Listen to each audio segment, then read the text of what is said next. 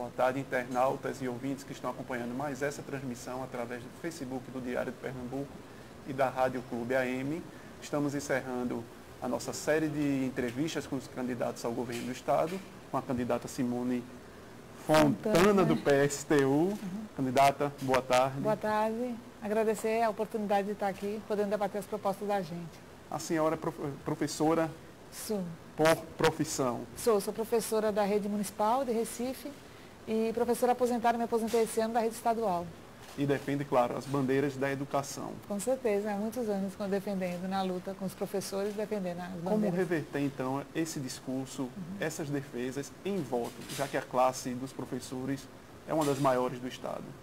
A gente faz um chamado à categoria a lutar contra as políticas aplicadas pelos governos, por exemplo, o BNCC, que vai restringir o acesso ao conhecimento para o aluno, entregar praticamente a educação pública para a iniciativa privada. E a gente vê um escândalo, né, do governo comemorar índices tão pífios na educação. Em 2 anos a gente vê um aumento pequeno e que também não coloca os estudantes no patamar de abrangência no conhecimento. Então é necessário a gente valorizar o professor, né? A gente vê as discussões que foram feitas de dobrar o salário do professor, não saiu das promessas de campanha.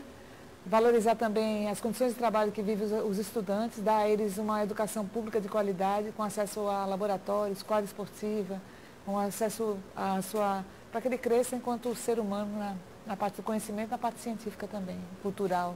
Agora, o que é que falta para realmente os professores, em vez de canalizarem os votos deles para outras candidaturas, irem para a da senhora? Eu acho que a categoria está muito revoltada com o governo. Não tem expectativa no governo Paulo Câmara, não tem expectativa no governo de Armando Monteiro, que foi um candidato que votou a favor da reforma trabalhista, que tira direitos da nossa classe, que votou pela PEC dos gastos, quer dizer, se você congela os gastos com educação para os próximos 20 anos, você não vai ter melhorias na educação, então ele não é um candidato. Então, que a categoria faça com que a luta que a gente faz no dia a dia, porque participei de muitas lutas, né, eu, o PSTU, de várias, tanto na rede municipal como na rede estadual, e que a gente faça com essas lutas que a gente fez no dia a dia, que a gente possa transformar numa luta política e com o voto a gente fortalecer esse projeto de sociedade que a gente está lutando. Candidata, como seria um eventual governo do PSTU? Seria com menos secretaria, seria com menos funcionários, seria com mais participação das pessoas, dos cidadãos dentro do palácio? Como seria ele na prática? A gente defende um governo baseado nos conselhos populares.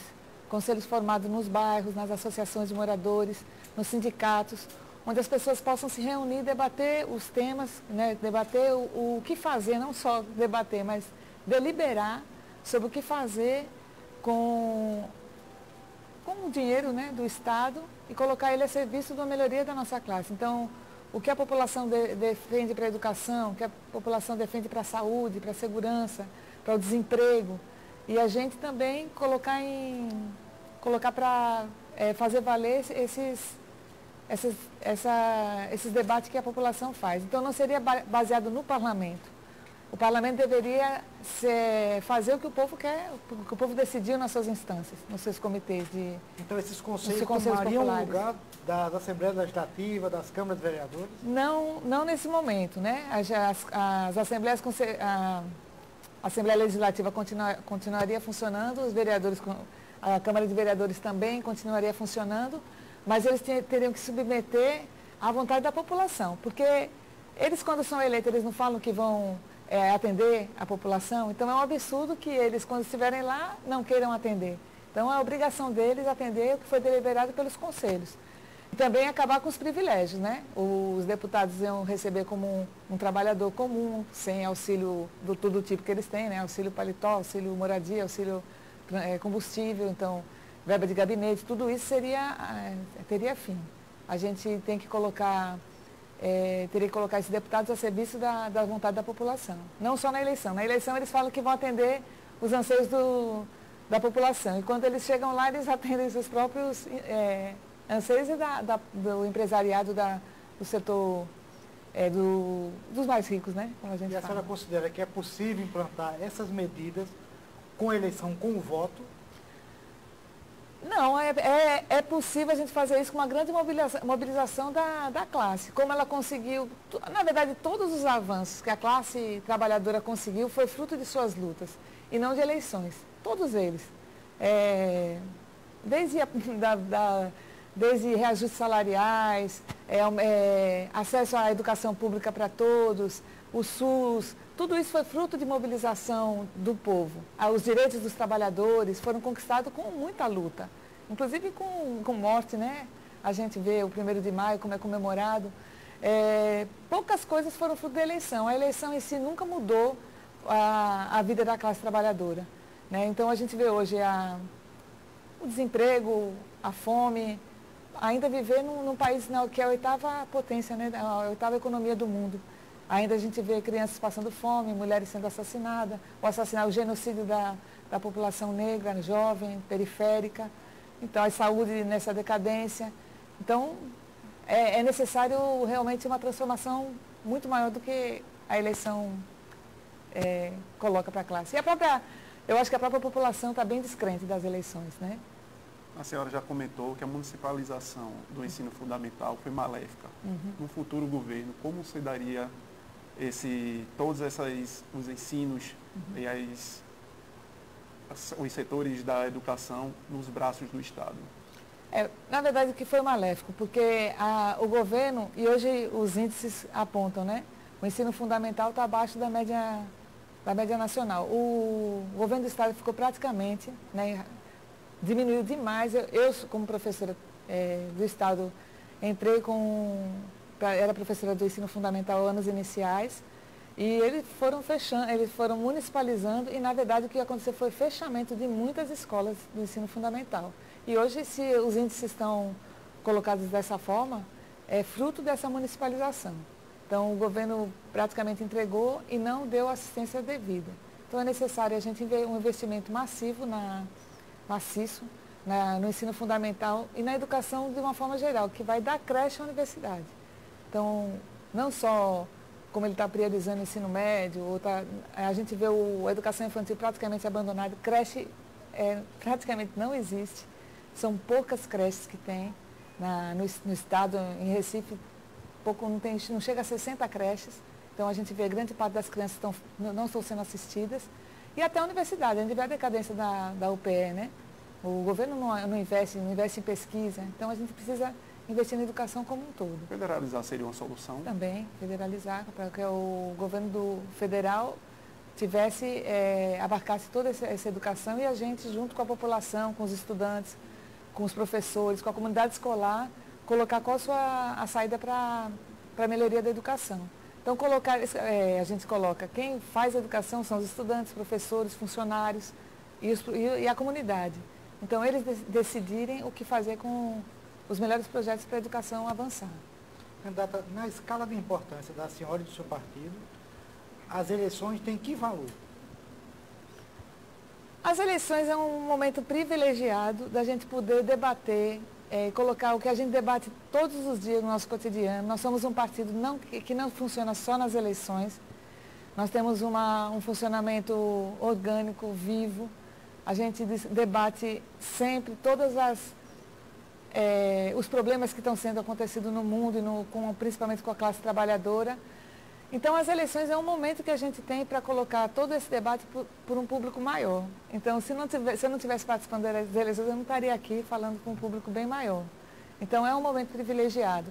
E da gente fazer avançar a consciência da classe em direção da sua própria organização e da mudança radical da sociedade do jeito que está projetado. Porque o sistema capitalista privilegia um punhado de ricos, bilionários. Hoje, 6 bilionários concentram o que ganha 100 milhões de trabalhadores. Então, essa disparidade tem que ser denunciada e tem que se acabar. Então, a gente quer que os trabalhadores assumam o poder, assumam o comando das suas vidas, né? Para que a gente não tenha mais as mazelas que esse sistema impõe à classe trabalhadora.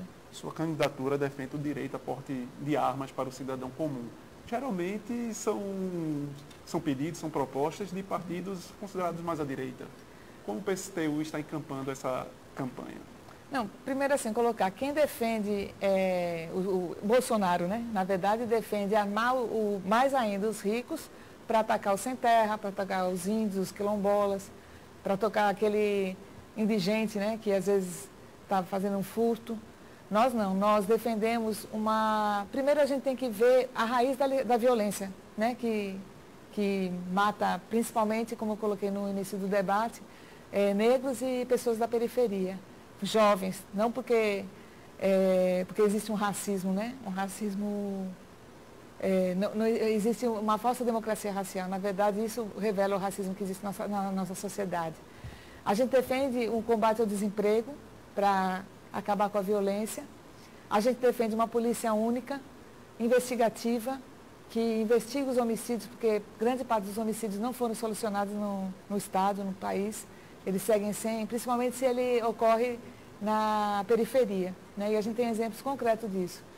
A gente defende a desmilitarização da polícia militar e defendemos o direito à autodefesa, porque em países onde as pessoas têm direito a se armar, tem menos homicídios que no Brasil.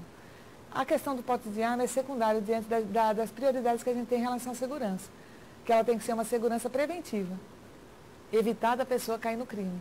A descriminalização e a legalização das drogas, porque ela é responsável por 60% dos homicídios que aconteceram no Estado.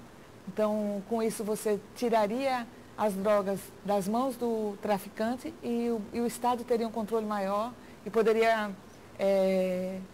tratar das pessoas que têm dependência química. Você está dizendo que uma população armada significa menos violência num país, é isso? A gente defende comitês de autodefesa nas comunidades. Como a gente vê, hoje quando uma jovem, né, estudante, chega perto da sua casa, na periferia, geralmente as famílias se reúnem e vão buscar seus filhos, sua esposa na parada do ônibus, porque se ela for sozinha, ela está arriscada a ser estuprada, a ser violentada. Então, a gente defende comitês de autodefesa, para que as pessoas se defendam, elas não fiquem expostas à violência. Se você for ver, dos 5.000 homicídios que aconteceram, quantos foram de pessoas ricas? A grande parte foram de pessoas pobres, que não tem como se defender. Se a gente vê os índios, os quilombolas, que sofrem ameaça do agronegócio, que sofrem ameaças daquelas pessoas que desmatam e tomam terra desses índios. Eles estão completamente indefesos. O direito à autodefesa é o mais legítimo direito à vida. Mas só teriam armas as pessoas que compusessem esses comitês, ou esses comitês queriam gerir quem teria direito à arma? A forma de como seria utilizado seria definida pelos conselhos populares. Quando defende o Conselho Popular, a gente acredita que a classe trabalhadora tem condições de se organizar e saber o que é melhor para ela. A gente às vezes acha que a pessoa, porque é pobre, ela não pode decidir os rumos da nação. A gente está colocando na mão de pessoas poderosas, pessoas ricas, né? Poderosas porque são ricas porque são poderosas porque são ricas e são ricas porque são poderosas. O destino da humanidade. A gente viu o que aconteceu lá em Mariana, com a Samarco. Uma destruição da natureza de pessoas de uma cidade, na mão de um dono de uma grande empresa. E a gente acha que às vezes um trabalhador não tem condições de gerir seu próprio destino. Então, os conselhos populares têm condições de decidir qual é a maior necessidade que tem naquela região. Eles estão sofrendo muita violência, então eles vão se organizar. Eles estão sofrendo falta de postos de saúde, eles vão se organizar para garantir. Hoje a comunidade faz manifestações para que não feche posto de saúde e o Estado simplesmente fecha os olhos. Nós trabalhadores, eu fiz parte, a escola que eu trabalhei mais de 20 anos foi fechada. Em Brasília tem mais, nós fizemos mobilização para não fechar. O governo foi e fechou. É um governo que não escuta os trabalhadores, não escuta o povo. Eles fazem o que achar melhor para eles ou para as pessoas que bancam suas candidaturas e sua eleição. Como a senhora pretende criar empregos nesse sistema que a senhora defende? Primeiro, a gente tem que diminuir a jornada de trabalho, porque hoje a gente tem 720 mil trabalhadores em Pernambuco, fora o Brasil, desempregados, e quem está trabalhando está sendo super explorado, né, com doenças ocupacionais, depressão, estresse, porque trabalha num ritmo acelerado, né, para atender às demandas do mercado e não às necessidades da população. Então, a gente defende a diminuição da jornada sem redução do salário. Com isso, a gente já geraria o dobro de empregos que tem hoje. E também um plano de obras públicas, que construísse moradias, né, que a gente vê o déficit habitacional que vive o Estado, saneamento básico, né, que a gente também vê grande parte dos domicílios sem saneamento, escolas, creches, que é um déficit muito grande. Então, com esse plano de obras públicas, respeitando a natureza, né, respeitando o meio ambiente, porque também os grandes empresários não têm respeito nenhum, né, quando tem que desmatar, quando tem que aterrar a mangue, faz isso de qualquer jeito. Então, a gente defende esse plano para a gente acabar, né, pôr fim ao desemprego. Agora, como convencer o empresariado, que já se ressente e reclama muito dos custos que tem e até da situação da crise econômica do país, que rebateu em suas contas, de que ele vai ter que abrir espaço para mais trabalhadores e ter um custo a mais para manter a sua empresa? Eu acho que esses empresários já estão muito bem de vida. O que eles ganham, eles não conseguem viver a vida inteira para gastar o que ganham. Então, inclusive, empresas que se instalaram aqui no Estado com incentivo fiscal, quer dizer, incentivo dos impostos que a gente paga, com isenções de impostos, com terra para colocar sua fábrica, tratam mal seus trabalhadores e colocam a remessa de lucro para o exterior. Então, a gente tem que acabar com isso. Eles já ganharam muito, então está na hora da classe que vive passando necessidade, sem casa para morar, o desespero do desemprego, que isso é uma coisa que bom, enfim, deixa a pessoa sem dignidade, né? Tira a dignidade do ser humano. Então, a gente tem que combater o desemprego. E não, o lucro deles, eles já lucraram demais. Eles estão bom de dar para quem precisa mesmo. As isenções fiscais, então, seriam abolidas, sim, mas daqui para frente, retroativas. Impostos progressivos. Daqui para frente. E, assim, a gente defende a estatização das 100 maiores empresas do Brasil. A gente defende a estatização das empresas envolvidas em escândalos de corrupção. Porque hoje em dia tem corrupção, a pessoa é presa, bota uma tornozeleira e vai usufruir do seu roubo. Vai pagar bons advogados com o roubo que fez. A gente tem que acabar com isso. A classe trabalhadora está muito... A classe trabalhadora, a população, as mulheres estão muito revoltadas com tudo isso. Então, a gente tem que virar a mesa. Nós defendemos mesmo uma revolução. A gente não quer... não interessa a gente que garantir o lucro dos ricos. A gente quer garantir o que a população precisa. Se alimentar decentemente, ter seu emprego, seu trabalho, seu estudo, seu lazer, ter saúde, quando precisar de ficar doente, ter acesso à saúde, não adoecer, porque essa sociedade adoece a gente. Então, a gente precisa mudar completamente o que está colocado aí. E é possível isso, que as grandes transformações foram fruto de lutas e revoluções da classe. Quais países servem de base para que essas propostas do PSTU se tornem realidade? A União Soviética, né? A Rússia, na época da Revolução, em poucos anos conseguiu o que nenhuma eleição conseguiu. Conseguiu que as mulheres tivessem tivessem avanços que nenhum outro país capitalista avançado conseguiu.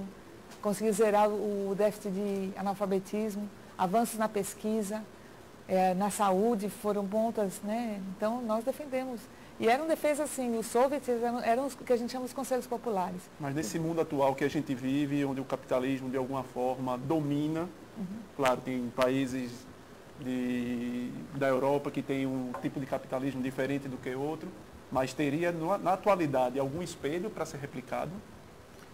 Infelizmente a gente não, o socialismo na União Soviética não se expandiu para... Houve muito ataque dos países capitalistas para derrotar o socialismo lá. E também houve a questão do stalinismo, que fechou o país para que avançasse a revolução no mundo todo.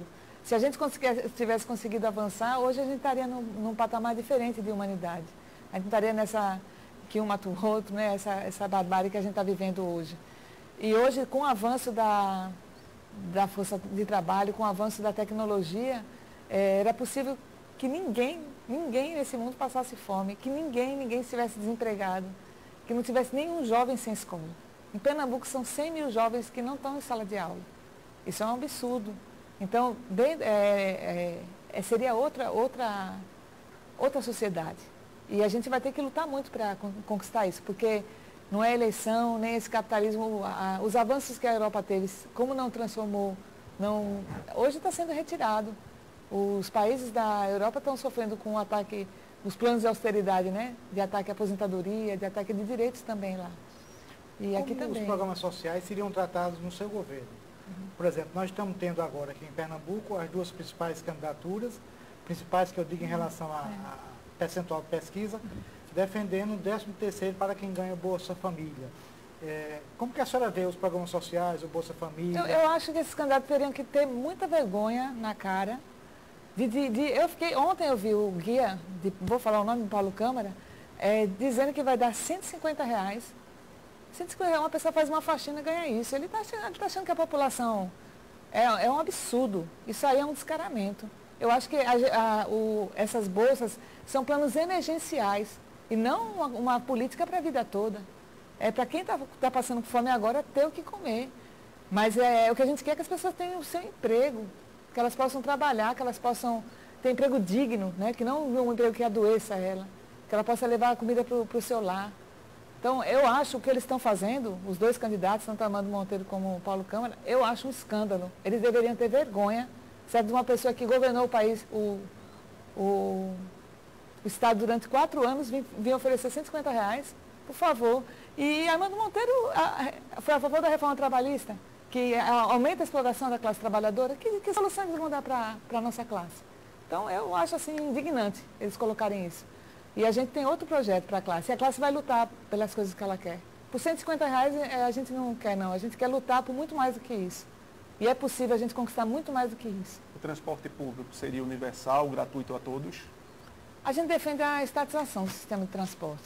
Que enquanto o sistema de transporte estiver nas mãos dessas empresas privadas, que são beneficiadas com isenções de impostos pelas prefeituras, grande parte estão na Câmara de Vereadores.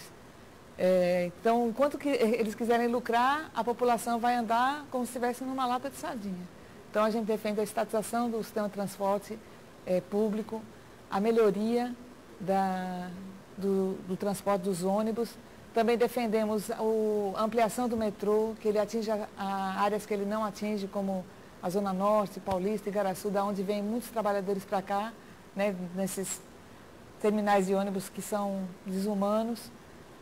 Defendemos também as ciclovias, né? Que as pessoas possam, muitos trabalhadores e trabalhadoras, né, utilizam a bicicleta para trabalhar. E hoje a gente vê as ciclovias a serviço só do lazer, né? De sábado, domingo, que fecha algumas vias para a pessoa, que a gente acha também bom que as pessoas utilizem como lazer, mas ela passa a ser um meio de transporte. E para quem está desempregado e os estudantes é tarifa zero. E diminuição da tarifa para os demais trabalhadoras que utilizam o transporte. Seria gratuito, seria uma tarifa reduzida. R$1. Gente, é possível a tarifa chegar a R$1 com sistemas integrados entre metrô, ciclovias, a navegabilidade também, a gente utilizar como transporte. Mas o governo teria que subsidiar alguma coisa? É uma conta que se pagaria? Não, é estatização, né? Pela estatização a gente conseguiria fazer isso. O governo tem 15 bilhões, paga 15 bilhões de dívida pública, então era possível a gente, se não pagasse essa dívida, né, que a gente defende também a suspensão da dívida pública, tanto em nível nacional como aqui também em Pernambuco.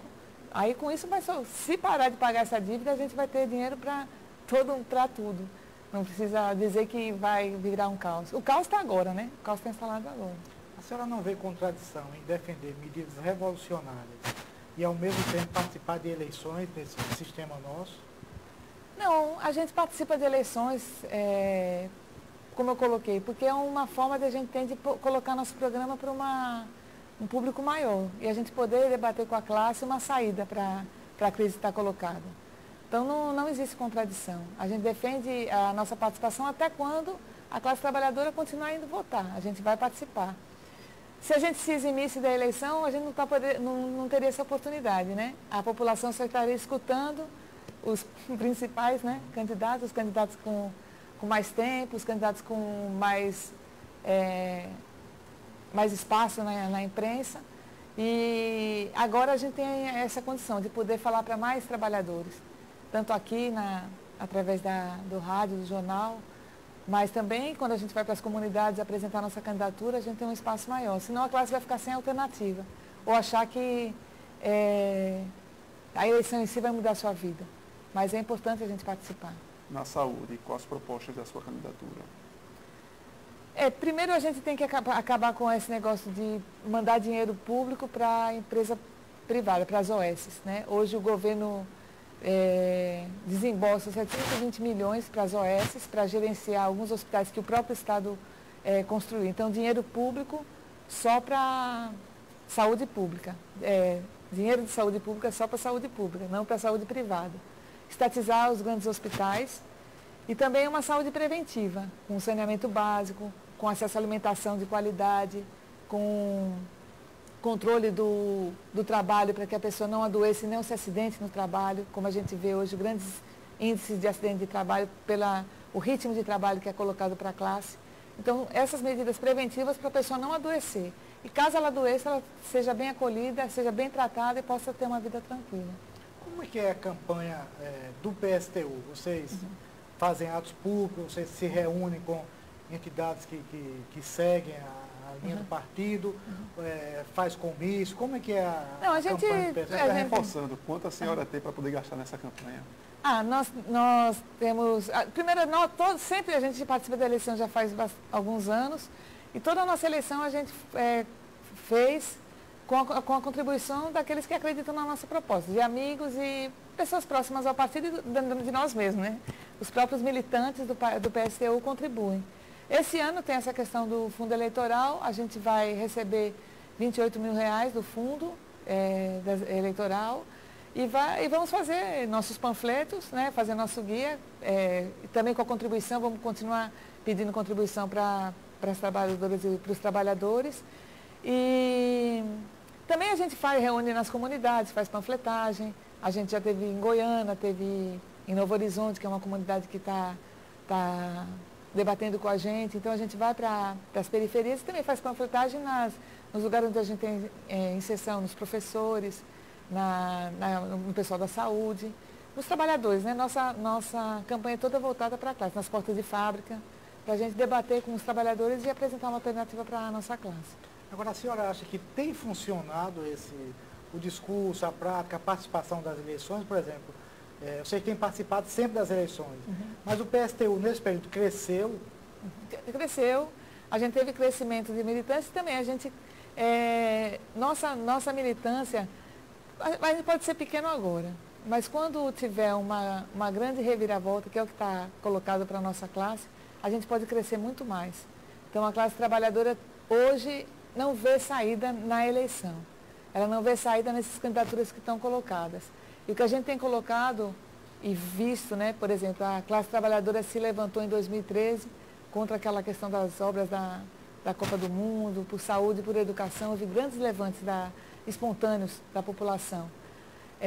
O ano passado fizemos uma grande greve geral, né, que parou a produção, parou a produção da riqueza no país. Esse ano fizemos, os caminhoneiros também entraram em greve, paralisaram a produção, o transporte da produção. Isso mostra que a classe trabalhadora pode ter o controle da situação e, enfim, passar a governar. Essas pessoas não terminam, às vezes, votando em outras candidaturas? É porque o voto em si não vai mudar, né? O voto em si não vai mudar. A gente coloca a nossa proposta para que as pessoas comecem a despertar para a situação de exploração que ela está vivendo. Candidata, agora a senhora tem 1 minuto para suas considerações finais. Queria agradecer, chamar os trabalhadores a escutar nossa proposta. Temos aí a Vera, nossa candidata a presidente do Brasil. Temos o companheiro Hertz, candidato a vice-presidente. Eu como candidata a governador e Jair Pedro, vice. Hélio Cabral, nosso senador. Kelly Seu Amaro, deputados federais.